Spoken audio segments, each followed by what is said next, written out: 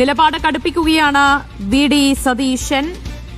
മുഖ്യമന്ത്രിയായില്ല എങ്കിൽ മറ്റൊരു സ്ഥാനവും തനിക്ക് വേണ്ട എന്ന നിലപാടിൽ ഉറച്ചു നിൽക്കുകയാണ് അദ്ദേഹം എന്ന വാർത്ത കൂടി വരികയാണ്. ആത്മാഭിമാനമുള്ള ഒരു സാധാരണ പൗരന് പോലും ഇങ്ങനെയുള്ള ഘട്ടങ്ങളിൽ നിൽക്കാൻ പറ്റില്ല. അപ്പോഴാണ് ഇത്രയും ജനങ്ങളാൽ തിരഞ്ഞെടുക്കപ്പെട്ട ഒരു പ്രതിപക്ഷ നേതാവിന് മന്ത്രിസഭയിൽ ആളാവാൻ പറ്റുക. ഈ പ്രസ്ഥാനത്തിന്റെ ഇതുവരെയുള്ള പ്രശ്നം ഇത് തന്നെയാണ്, ഒരു ഐക്യമില്ലായ്മ, എപ്പോഴും തമ്മിത്തല്ലും ചേരിപിരിവും പിന്നെ അധികാരത്തിന് വേണ്ടിയുള്ള കടുംപിടുത്തവും. ഇതൊക്കെ കൊണ്ട് തന്നെയാണ് പല സ്ഥലങ്ങളിലും ഇവരിൽ നിന്ന് മാറ്റപ്പെട്ട് മറ്റു പല ആളുകളും അധികാരത്തിൽ വന്നിട്ടുള്ളത്. ഇവിടെ എന്താ നോക്ക്, ഇവിടെ ജനവികാരം മനസ്സിലാക്കേണ്ടതും ജനവികാരത്തെ മാനിക്കേണ്ടതും അത്രയും ഇമ്പോർട്ടൻ്റ് ആയിട്ടുള്ള കാര്യമാണ് ഇന്നത്തെ കോൺഗ്രസിന്. കാരണം എന്താ വെച്ചാൽ നിങ്ങൾ ചിന്തിച്ചു നോക്കുക, ഒരു വീട്ടിൽ അല്ലെങ്കിൽ ഒരു കുടുംബത്തിൽ കുറേ തല്ലിപ്പിരിഞ്ഞ് അല്ലെങ്കിൽ ഒരു തിരിഞ്ഞു നോക്കാത്ത ആളുകളെ എല്ലാവരെയും പിടിച്ചു വലിച്ചുകൊണ്ട് ഒരു കുടക്കീഴിൽ കൊണ്ടുവന്നുകൊണ്ട് പ്രവർത്തിച്ച ഒരു വ്യക്തിയാണ് ഇദ്ദേഹം VD സതീശൻ എന്ന് പറയുന്നത്. അദ്ദേഹം പറഞ്ഞ പല കാര്യങ്ങളിലും എതിർപ്പുണ്ടെങ്കിൽ പോലും അദ്ദേഹത്തിനായിട്ട് അനുകൂലമായിട്ട് വോട്ട് ചെയ്തൊരു വ്യക്തിയല്ല എന്നുള്ള നിലയിലും പ്രതിപക്ഷ പ്രസ്ഥാനത്തിന്റെ ആളെന്ന നിലയിൽ പോലും ഞങ്ങൾ ഉൾപ്പെടെയുള്ള ആളുകൾ പോലും VD സതീശൻ തന്നെ മുഖ്യമന്ത്രിയാവണമെന്നാണ് ആഗ്രഹിക്കുന്നത്. വേറെ അതിൽ കൂടുതൽ ഒരു ചെന്നിത്തലയോ ഒരു കേസിയോ ആർക്കും വേണ്ടതാണ്. ഞാൻ പൊതുവെ പറയുന്നത് ജനവികാരത്തിന്റെ അടിസ്ഥാനത്തിലാണ്. മറ്റൊരു കാര്യം എന്ന് വെച്ചാൽ ഇത്രയും നാൾ ഉറങ്ങിക്കിടന്ന ഈ പ്രസ്ഥാനത്തിൽ പ്രവർത്തിക്കുന്ന എൻ്റെ പല സുഹൃത്തുക്കൾ പോലും മാളത്തിൽ നിന്ന് ഇറങ്ങിക്കൊണ്ട് കൊടി പിടിച്ച ആഹ്ലാദങ്ങൾ പ്രകടിപ്പിക്കുന്നുണ്ടെങ്കിൽ അതിന്റെ കാരണവും ഈ പറഞ്ഞ ബഹുമാനപ്പെട്ട VD സതീശന്റെ തുടർച്ചയായ സാന്നിധ്യം കൊണ്ട് തന്നെയാണ്.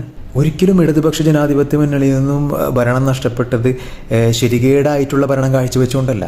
ശരിയായ തരത്തിലുള്ള ജനക്ഷേമ പദ്ധതികളും ജനക്ഷേമ പ്രവർത്തനങ്ങളും വളരെ പ്രാബല്യത്തിൽ ഇപ്രാവശ്യത്തെ ഭരണത്തിൽ കാഴ്ചവെച്ചിട്ടുണ്ട്.